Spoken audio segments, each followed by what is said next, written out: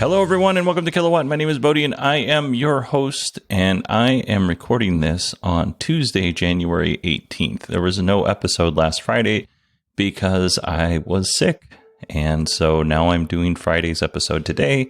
This is going to be a really big episode. We got lots of news to talk about.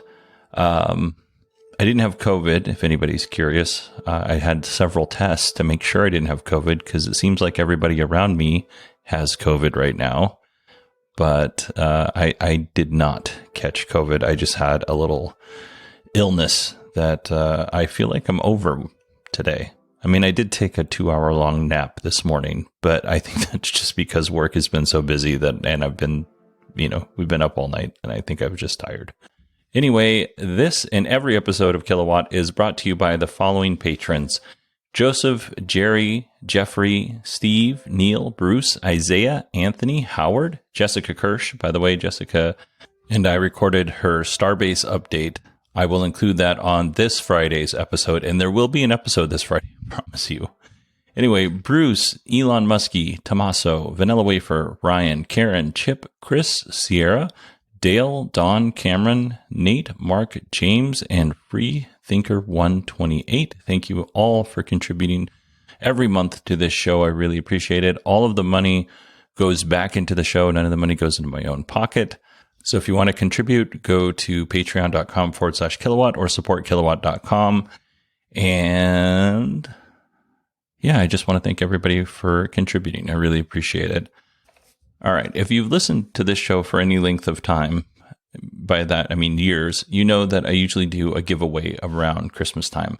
This year, I was just buried under a ton of different things, and I was not able to put together a giveaway for the show. So now that I've got a little bit more free time, I actually went out and I purchased a Rivian thermal cup. It's really cool. It's white. It says Rivian. It keeps your hot drinks hot, your cold drinks cold. You can use it however you would like. If you would like to win this cup, all you have to do is email me, Bodie, BODIE at 918digital.com, and just tell me you want the cup. That's it. You don't have to do anything else. I will enter you into the contest. I haven't decided when exactly we're going to do the giveaway just yet. I'm thinking probably like sometime in the middle of February. And if you're not a Patreon supporter, this is totally free to enter. You don't have to be a Patreon supporter. You get one entry, but if you are a Patreon supporter, you will get 2 entries. But you do have to email me that you want to be entered into the contest. In the past, I used to automatically enroll Patreon supporters in the contest, and I've been asked not to do that, so I'm not doing that going forward. Okay, that's enough housekeeping. Let's jump into the news. NIO, Chinese automaker NIO, is expanding their presence in the United States. They have signed a new 10-year lease on a 200,000 square foot building, and that will serve as their headquarters. 200,000 square feet approximately doubles their current space in San Jose, so it's a pretty big deal. And we've talked about NIO's battery swap stations in the past. Well, CATL is launching their own battery swap brand called Evogo. So the Evogo system has 3 components to it. It has a modular battery that looks like a chocolate bar and is easily stackable. It has an app that does all the normal stuff an app would do for this kind of service. And it has the battery swap station itself, which looks a lot like NIO's battery swap stations. It takes up about 3 parking spaces. You pull your car into the little garage area. It takes the battery pack out, puts a new fresh battery pack in, and you're ready to go in under a minute. It's really cool. So those are the similarities to NIO's battery swapping technology. The thing that sets Evogo apart is their modular battery packs. And it's with these battery packs, or this modular form factor that they've developed, they are trying to solve the problem of when you go to buy an EV, what size battery do you get? Do you get the smaller battery pack and live with less range? Or do you get a bigger battery pack that you don't really need, except for maybe 3 or 4 times a year when you take a road trip? And that bigger battery pack is, quite a bit more money than the smaller battery pack. So how do you solve for that? Evogo's solution is modular battery packs. So you have one battery pack will get you 200 kilometers or 124 miles. And they actually call them battery blocks. So one block gets you about 124 miles, 200 kilometers.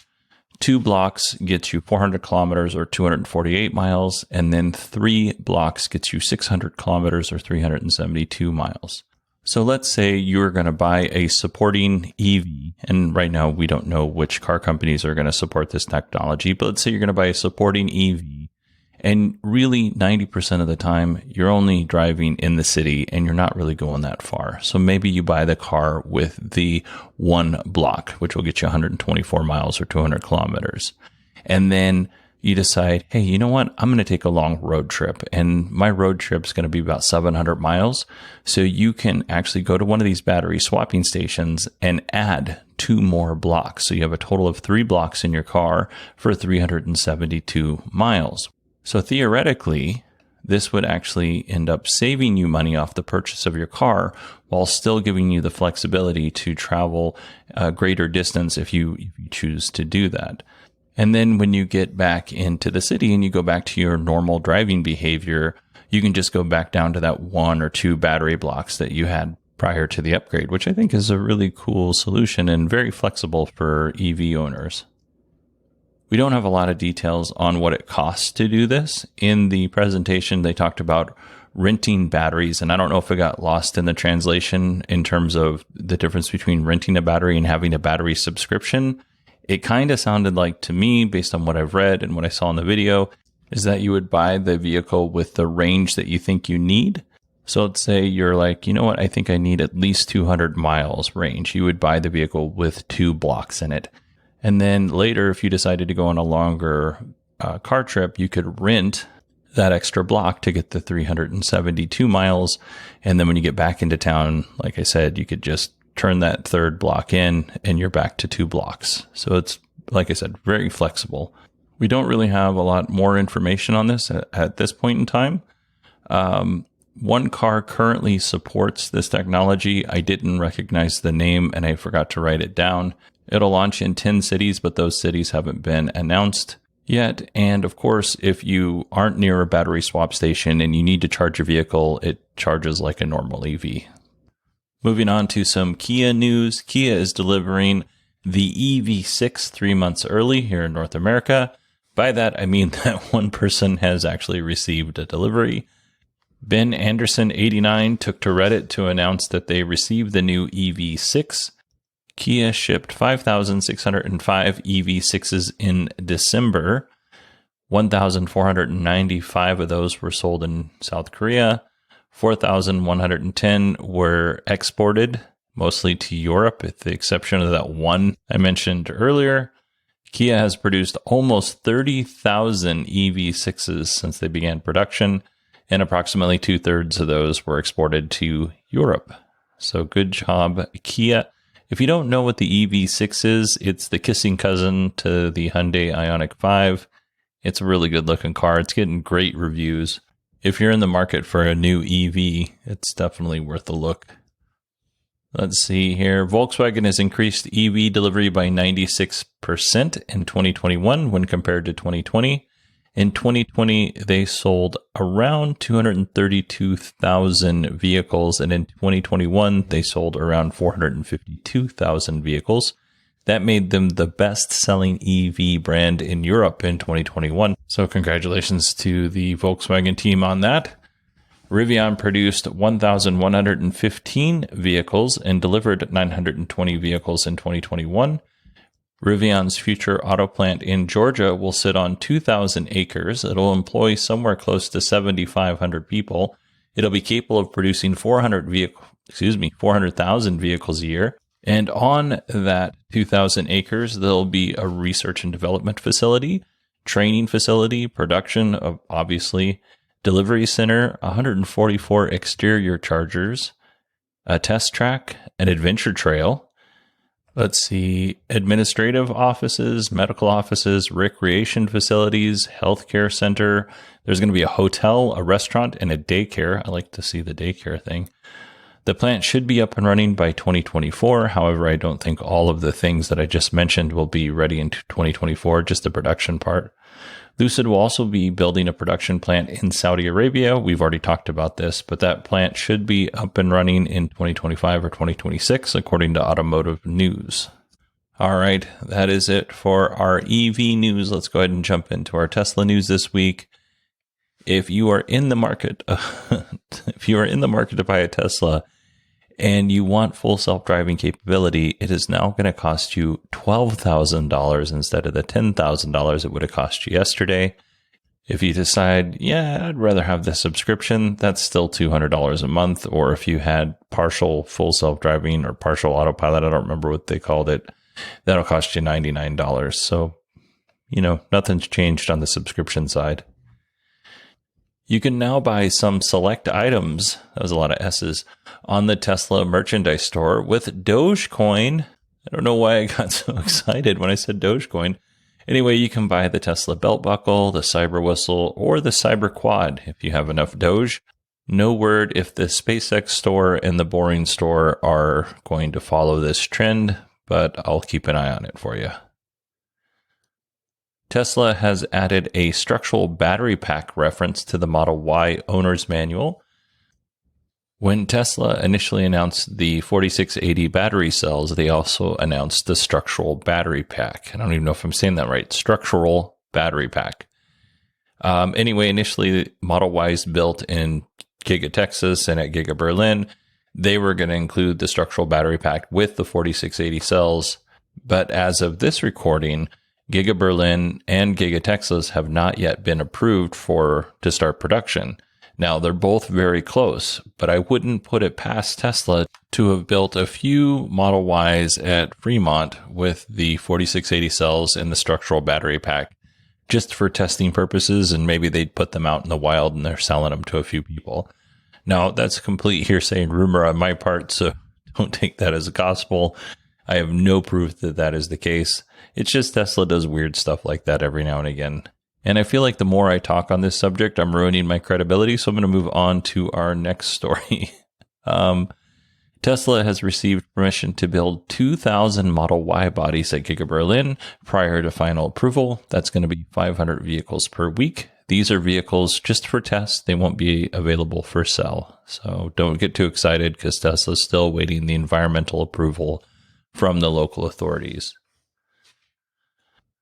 Tesla's head of HR, Valerie Capers-Workman, is leaving Tesla to become chief legal officer of career placement at Handshake. Handshake is a job site for graduating college students. Tesla brought in Capers-Workman right around the time that they were getting a lot of bad press for the way that they treated employees. And from the outside perspective, it seems like she's done a really good job at Tesla, and I'm sure she'll do a great job at Handshake. Tesla's 2021 Q4 earnings call will be on January 26th. And the exciting news is that Elon will be back on the earnings call, and he will give us an updated Tesla product roadmap, including an update on the Cybertruck. And there is a lot of wild reports and rumors about the Cybertruck and about, the Tesla Roadster and the Semi and all that stuff. I wouldn't give any of that stuff credence. We're about, 7-ish days away from the earnings call, so we'll get an official update then. So if you're reading an article or listening to a podcast and they have some fantastical news about, Tesla's product line, don't believe anything. Treat everything with healthy skepticism until January 26th, and we'll talk more about it on the 26th. There have been a lot of recent complaints about the HVAC system in the Tesla Model 3 and Model Ys in cold climates. The HVAC system, which includes the heat pump, they're not operating correctly in extreme cold. More specifically, they're failing to deliver, cabin heat when it's really cold outside.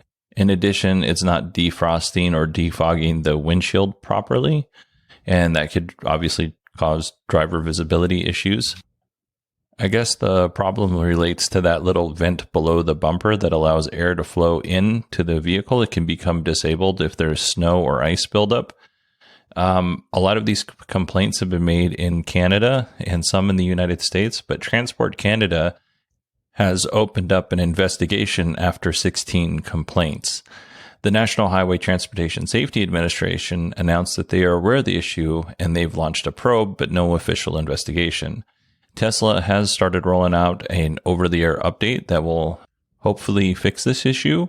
I'm not exactly sure how they can fix it with an over-the-air update if that vent is clogged with ice.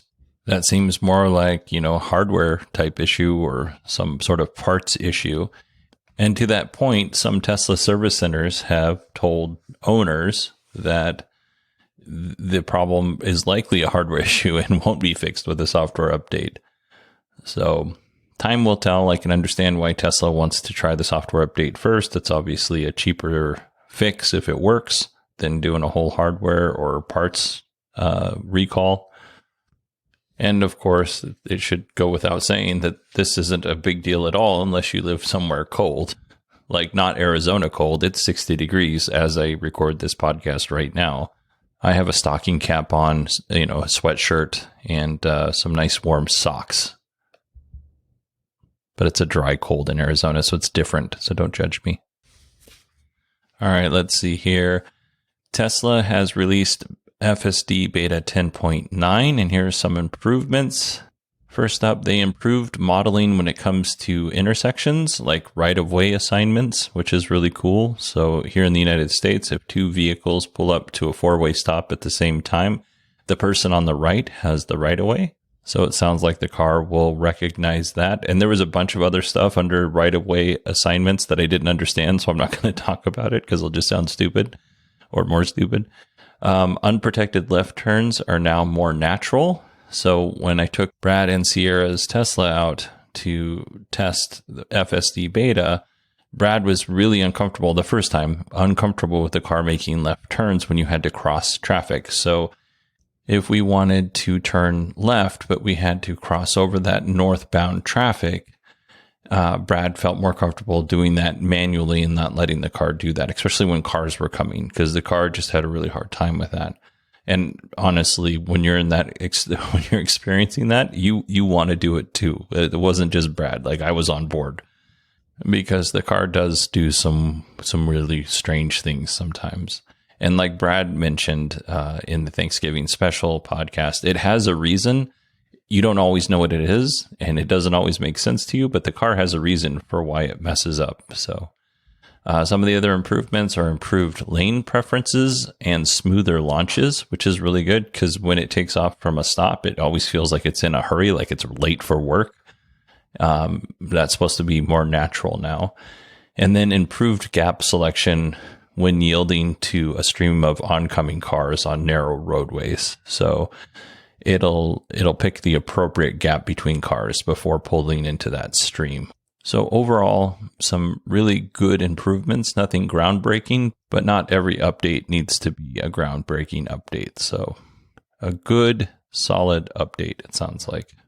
And honestly, I can't wait for Sierra and Brad to get it so that I can test it and get back to you with how everything went. Tesla also announced that FSD beta is coming to Canada over the next 2 to 4 weeks. And Earl, who's the original Frunk puppy, he's at 28 delays later. He's been on the show before. He's really funny. I like him a lot. He's a sweet man. He tweeted something like, Canada, you can have the FSD beta, but you can't have heat. So it was kind of funny. Unfortunately, I couldn't find the exact wording of his tweet. And I spent a stupid amount of time looking for his exact tweet, like more than 20 minutes trying to find it, but I couldn't find it. So that's my approximation of what Earl said. It was still funny.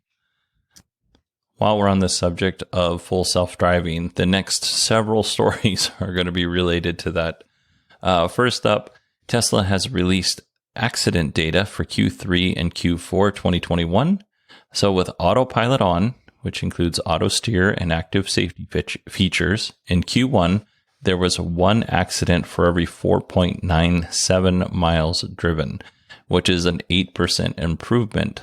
And they didn't say this specifically, but I'm assuming the improvement was over Q3 last year, not the previous quarter.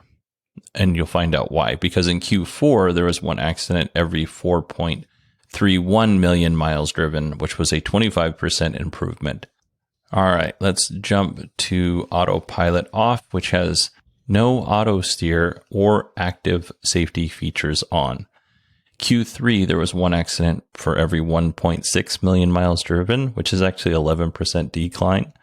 Q4, one accident for every 1.59 million miles driven, which was a 25% improvement. So that's interesting. The most recent National Highway Transportation Safety Administration data shows that there's one accident for every 484,000 miles driven for all other vehicles. And let's see here, along the same lines of the FSD beta, I'm kind of out of order here. Sorry about that. Tesla might have to start sharing their FSD beta data with the California DMV due to videos showing dangerous use. Now, I think when people post videos doing dangerous stuff with the autopilot or FSD beta or whatever, I think that is extremely irresponsible and stupid. I also think saying that we're going to need to see your data because of these videos showing people doing dangerous stuff with your technology as a pretense to get the data is stupid. Just, you're the government. Just say you want the data. And the reason why you want the data is because other companies doing the same thing that you are, testing autonomous driving in California, they need to report the data. So Tesla, you need to provide the data. Like, I am not a big believer that government should be a roadblock when it comes to innovation. However, I can see, because this is a new technology and it could potentially be dangerous, why the California DMV would want these reports. And I think it's totally acceptable to ask for them. And it's totally acceptable for Tesla to give them. Like I said, other companies like Apple and Waymo have to provide these reports. I don't know why Tesla doesn't have to. Sometimes this stuff is maddening to me. All right, I'm going to call this segment the Pod Feet segment because the two stories I'm going to talk about I got directly from Allison Sheridan. So here we go with the Pod Feet segment. A developer has found a unique workaround for getting Apple Carplay to work on a Tesla. Mikhail Kapinski, hopefully I said his name right, was able to get Apple CarPlay working on Tesla's in-car browser. So here's how he did it. He had a Raspberry Pi outfitted with a custom Android firmware. If you don't know what a Raspberry Pi is, it's this little adorable computer, and you can buy it in a couple of different form factors, but it's just this little, like a little motherboard with some fittings on it. You can put it in your own custom case, or you can 3D print a case, and you can do a ton of different things with this. They're only about $35. I have one on my 3D printer that sits in the garage, so I can turn on and off the 3D printer from my phone while I'm at my house. Anyway, I don't want to get too geeky because that's, this isn't a Raspberry Pi podcast, but basically, he had this Raspberry Pi that was all custom set up, and he was able to connect his phone to the Raspberry Pi and his car to the Raspberry Pi. And then through that, he was able to display the Apple CarPlay interface on the Tesla screen through the browser. And not only was he able to display it, all of the Apple CarPlay apps actually worked as expected, which is really cool. And he could even use the steering wheel controls to make changes in the interface.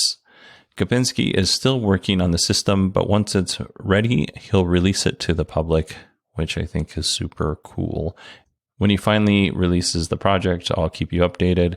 This is actually something that I would be up for, playing around with and trying and seeing if I can't get it to work on Sierra and Brad's Tesla, since they're the only people I know that have a Tesla, and then I can have access to it. But who knows? Maybe they don't want that. I'll have to ask them before I do it. All right. We're about to get heavy here, folks. We're about to talk about a serious subject. We're going to talk about the Dawn Project. So if you haven't heard, the Dawn Project, from what I can tell, their overall goal is to make software controlling critical infrastructure like transportation, healthcare, power grids, communication, and water treatment plants safer from hackers. On their website, it says the following: the Dawn Project aims to make computers safe for humanity by making safety critical software systems unhackable.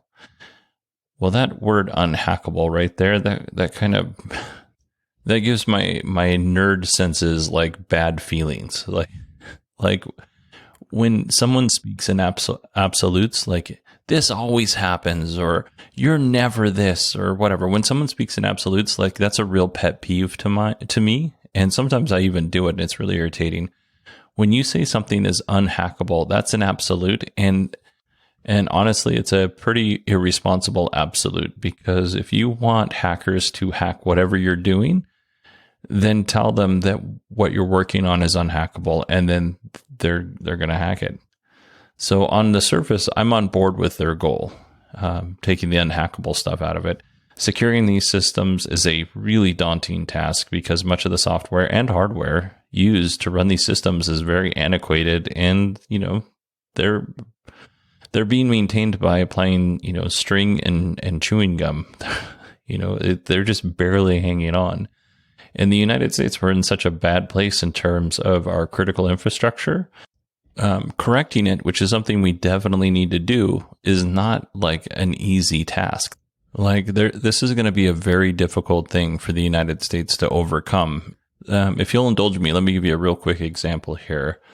Let's say that you own a power company or you run a power company, and you just installed a completely new state-of-the-art system. Like soup to nuts, this whole thing is brand new. Money was no object on this project, and every piece of equipment and software is on point. But there's one problem. One of the processes that routes the heat coming from the server rack to heat the CEO's coffee pot, that runs off a Commodore 64. And for whatever reason, that CEO requires that Commodore 64 be connected to the network. The Commodore 64 is the weakness in the system. This could be a sort of a base camp for hackers to get into the rest of the network. Additionally, it could also just be a fail point because Commodore 64s are old. It's close to 40-year-old technology, and it's running in this state-of-the-art facility. Like, this is an extreme example, but it's not all that extreme. So to say something that something is unhackable, what I'm saying is that there's always weakness somewhere. And right now, much of our critical infrastructure is this hodgepodge of technologies that may or may not work well together. Like at the fire department, we have electronic health records. So when we do a chart on a patient and we want to transfer care to another fire department's ambulance or an ambulance company, they don't share our charting system. So instead of digitally sending the patient's chart to the medic on the ambulance, what we have to do is we have to print out a paper chart, and then the medic on the ambulance has to re-enter a lot of the same information that we've already collected. It doesn't make any sense, and the whole process is silly, to be honest with you. Anyway, the Dawn project was founded by Dan O'Dowd, who is the CEO of Green Hills Software. According to Dan's bio, and I'm just going to read this word for word here, he is the world's leading expert in creating software that never fails and can't be hacked. Dan created secure operating systems for projects including Boeing's 787, Lockheed Martin's F-35 fighter jets, the Boeing B-1B intercontinental nuclear bomber, NASA's Orion crew exploration vehicle. Dan has been a pioneer of making safety-critical software systems unhackable since his days at the California Institute of Technology, Caltech. Dan graduated from Caltech in 1976 with a bachelor's degree of science in engineering. Now Dan is the recipient of the Caltech Distinguished Alumni Award, which is the highest honorary which Caltech bestows upon a graduate. Dan's expertise in creating the most secure operating systems in the world led him to found the Dawn Project, which is dedicated to making computers truly safe for humanity. No shade, no lemonade here, but Dan his bio doesn't make him sound like a super humble dude. And maybe he's the greatest programmer in the world, but holy cow, I know a fair amount of programmers. Before I was a firefighter, I spent some time around programmers. My best friend in the entire world since high school is a programmer, and he's a really good sought-after programmer. I haven't asked him, but I'm pretty sure he would never say anything that he created was unhackable. At this point, you're probably thinking to yourself, well, what does this have to do with Tesla? Well, Dan and the Dawn Project took out a full-page ad in the New York Times in opposition to Elon Musk's ill-advised FSD robot car experiment.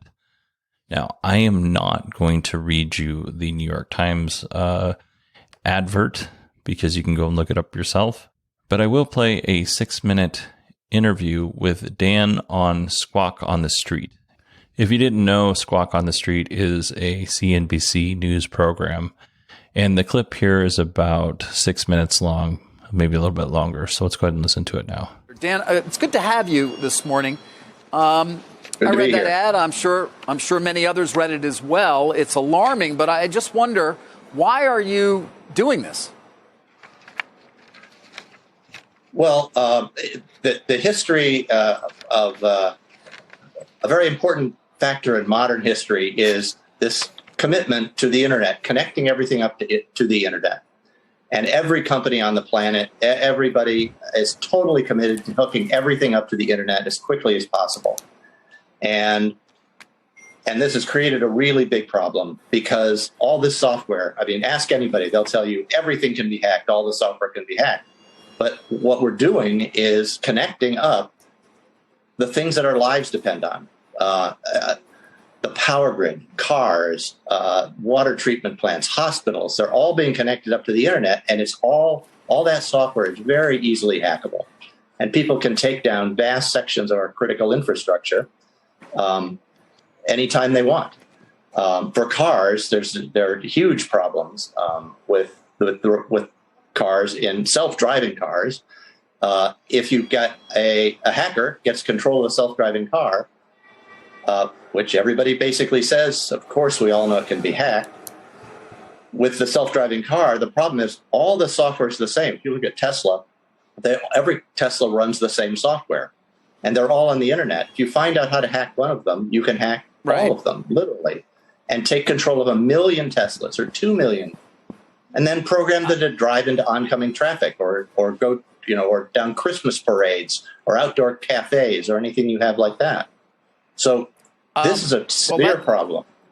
Yeah, that's a scary prospect. But your ad didn't focus on that as much as it focused on what you said was analyzing many hours of YouTube videos and just finding that, at least according to what you saw, the self-driving function on these Teslas commits more than 1,000 times as many critical errors as human drivers. I mean, you weren't focused on hacking as much as you simply are, am I wrong, focused on what you feel is a faulty software program?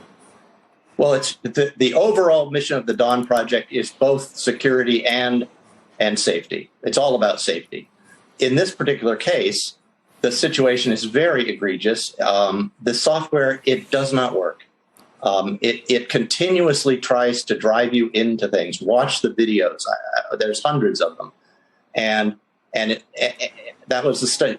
Every 36 minutes we looked at those videos, it tried to run into a wall or into the wrong way on traffic or everything that could happen with your car. And it's just terrible. I mean, I've been doing safety engineering for a very long time. And I've never seen anything. No one's ever put out a product that every 8 minutes it tries to do something dumb. I put out a reward of $10,000 for someone who could show us a single product that fails that often and does the wrong thing. You said your report analyzed 22 videos posted on YouTube. I mean, is that enough of a sampling size to really make the claims that you're making, Dan? It's a substantial portion. We're doing more. We did that many, and we looked at it and said there's just no question as to the situation. We looked at more. We sampled other ones randomly and said this is fine. We're going to do more. We're going to do more videos that took time to analyze. We looked through every single one. We've annotated. There's a spreadsheet that annotates every failure, every time it turns from the wrong lane, runs through a stop sign, each event that it does. Each of those. Those are something that if you did that on a driving test in California, they wouldn't give you a license. And it happens every 8 minutes. You got a 20-minute test under California. Couldn't get a driver's license. It makes so many mistakes. Dan, it's Morgan. I mean, this this conversation entered the Twitter sphere, if you will. I know you tweeted about it, and then Elon Musk has had some responses too.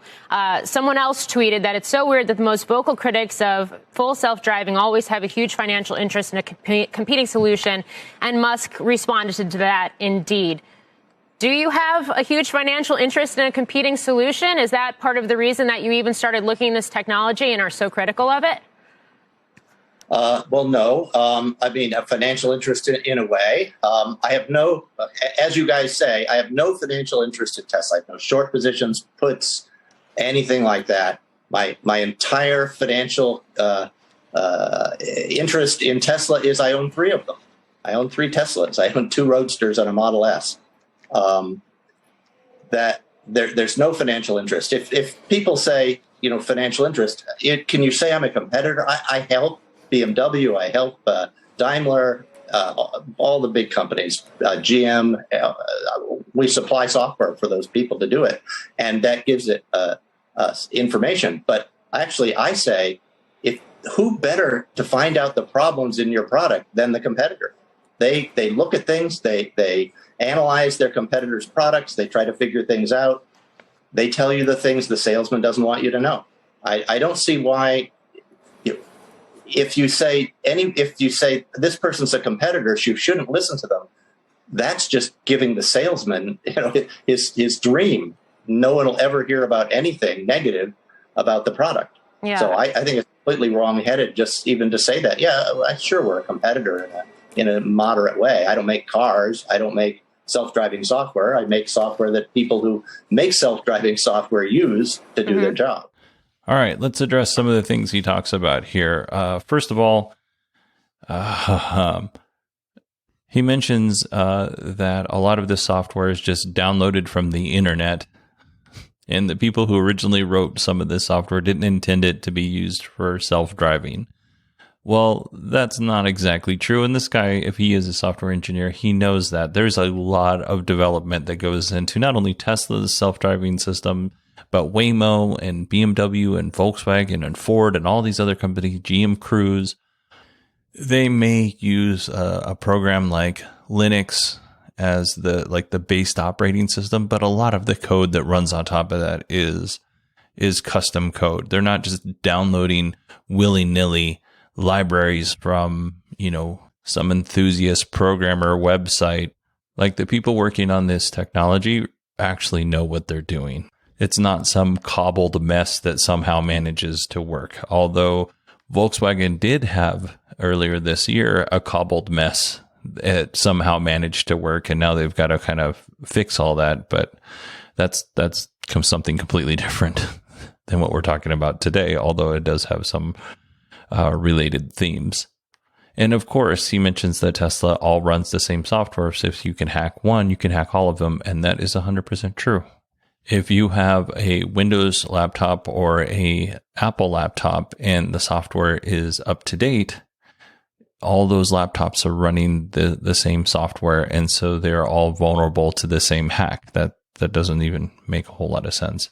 Like, there's not a world where a company makes an individual operating system for each and every product it sells. So if you own this Model 3, you have this operating system, which is completely different than your neighbor's Model 3's operating system. That doesn't make sense.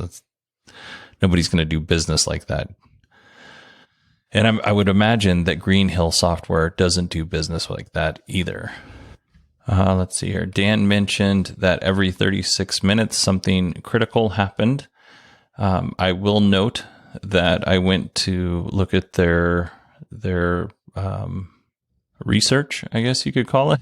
And in their research, there's only one video that goes over 36 minutes, and that video happens to be like 47 minutes long. Everything else is, right around between 9 and 20-ish minutes. There's a few that are in the 30-minute range, but everything else is pretty short in terms of videos. Another thing Dan mentions is that there were hundreds of videos, and for whatever reason, they only analyzed 21 of those hundreds of videos. And I'm going to break those down here in just a second. they were grading the videos based off the California DMV driving performance evaluation. So they broke it down into the full self-driving version, the numbers they found for that version, the videos that they analyzed, and the percent analyzed, which I'm not going to go into. So for FSD version 8, which they found videos that were like 2020, December of 2020, they found 10 videos. They only analyzed 6 of them. For FSD version 10, they found 5 videos, but they only analyzed 2. For FSD version 10.2, they found 15 videos. They analyzed 9. For version 10.3, they found 6 videos. They only analyzed 2. For version 10.3.1, they found 18 videos. They only analyzed 2. Now, right now, as I mentioned earlier in the show, we are at version 10.9. So I don't think this is such strenuous work that they could not have updated their spreadsheet, because they just placed this ad last week. So they could have updated their little spreadsheet here to include the versions between 10.3.1 and 10.9, but they didn't do that. And honestly, when I look at their research, the Dawn Project's research, and I don't know who did it, but I would place it somewhere between like a white paper and a high school science project. And it's more on the high school science project than it is on the white paper. Like, they analyzed just over 7 hours of video and felt like that was enough to make a big deal out of this. Like, I'm all on their side if they actually did their homework, but they did their homework in the laziest way possible. Like, Dan O'Dowd says that he owns 3 Teslas, 2 of which are, the original Roadster, and he owns 1 Model S. Now, I don't know how old his Model S is, but you would think if he has access to $180,000 to take out a full page ad in the New York Times, he could afford to purchase 4 rear-wheel drive Model 3s for $45,000, sprinkle them across North America and test them for 6 months, and then collect the data. And then when he's all done with them, he could, if he doesn't want them anymore, he can sell them for pretty close to what he bought them for. But instead, he's watching YouTube videos, and not to be, rude about this or anything, but that's what my 10-year-old kids or 9-year-old kids would do for their science project. Like, that is something that if you have $180,000 to throw around, you shouldn't be getting your data from YouTube videos.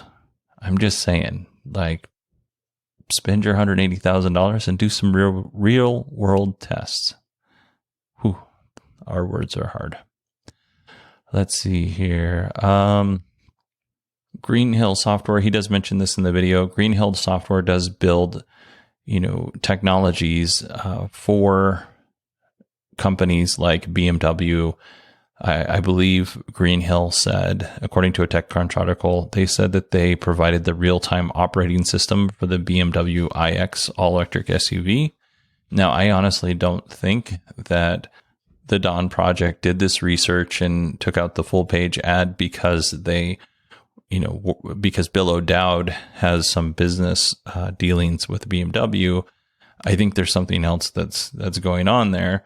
And I can't quite put my finger on what it is, but it's definitely weird. On Fox Business, O'Dowd said that the original version of the Tesla Autopilot software was using Green Hill software. And here is a quote. "I backed away from the project and I said, I don't know that this is right, that this is what we should be doing here. This isn't going to work." So I don't know if Green Hill Software was working with Mobileye at that time.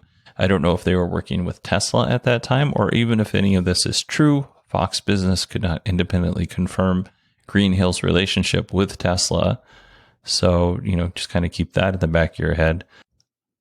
One of the things he did mention in the Squawk on the Street interview, which is a really terrible name for a TV show, that the Dawn Project was offering a $10,000 reward to anyone who could find a Fortune 500 company that has basically as many critical malfunctions as a Tesla does every 8 minutes. To which anybody who's ridden in a Waymo should be shouting from the rooftops, Waymo. Like I've ridden in Waymos with and without drivers in them. And they need some work. Now, I'll be honest, I haven't ridden in one in a couple of months. So they might be a lot better than they were the last time, but they weren't great. And I'm happy that Waymo is actually out there testing their autonomous software. I'm not worried that my kids are going to get run over by a Waymo, but that it has a lot of problems. So just going to say that. Now, Elon came out and he did say that Teslas have not had any known accidents while FSD beta was active, which may or may not be true. There was on November 3rd, 2021, a person using FSD beta in California, and he said that the car forced them into another lane and they struck another vehicle. The National Highway Transportation Safety Administration was notified of that accident, and I don't know if it's going to be investigated or how far it will go. I will say that it's pretty easy, having driven Sierra and Brad's car, to disengage autopilot. So it's not hard to do. Like, it's not going to throw me into the other lane. Like, you just provide a little bit of force and it stops, or you step on the brake and it stops. So we'll keep an eye on this whole Dawn project thing and see how it develops. Maybe it'll turn into nothing, or maybe it'll turn into, the greatest thing for EV and Tesla podcasters that ever existed. I don't know.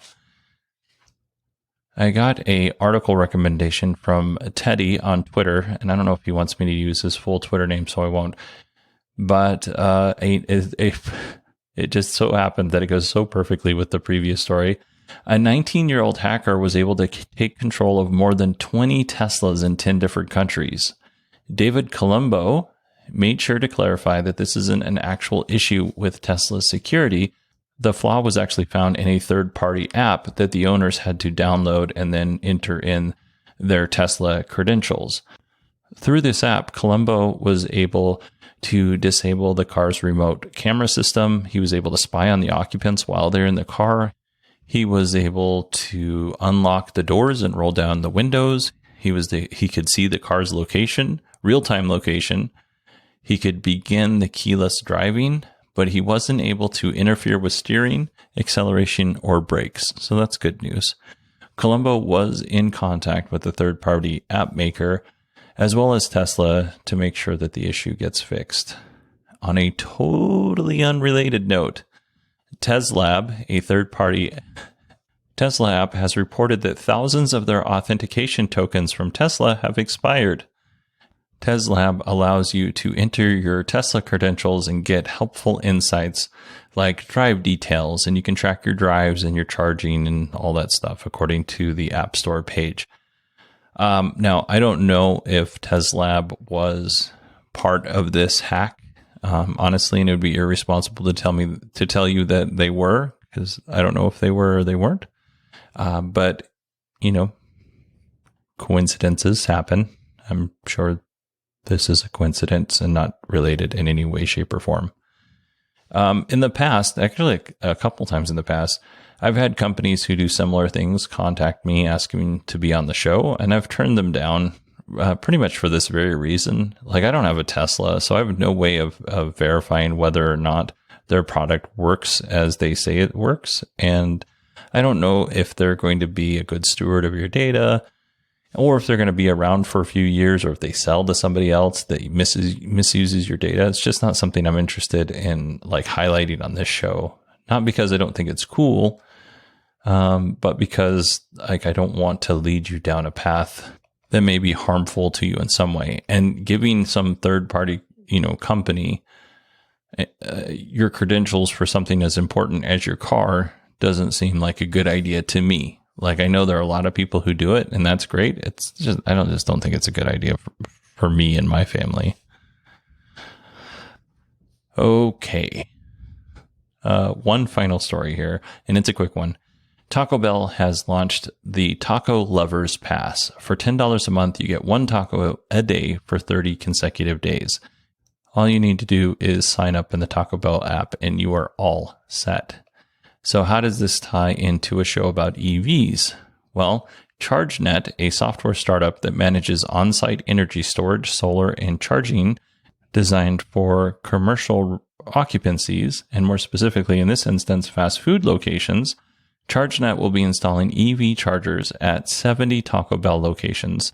So you can now relax and enjoy your daily taco while you charge your vehicle. And ChargeNet says in about 15 minutes, you're going to get about 100 miles, and it'll cost you under $10. And you can enjoy that delicious taco.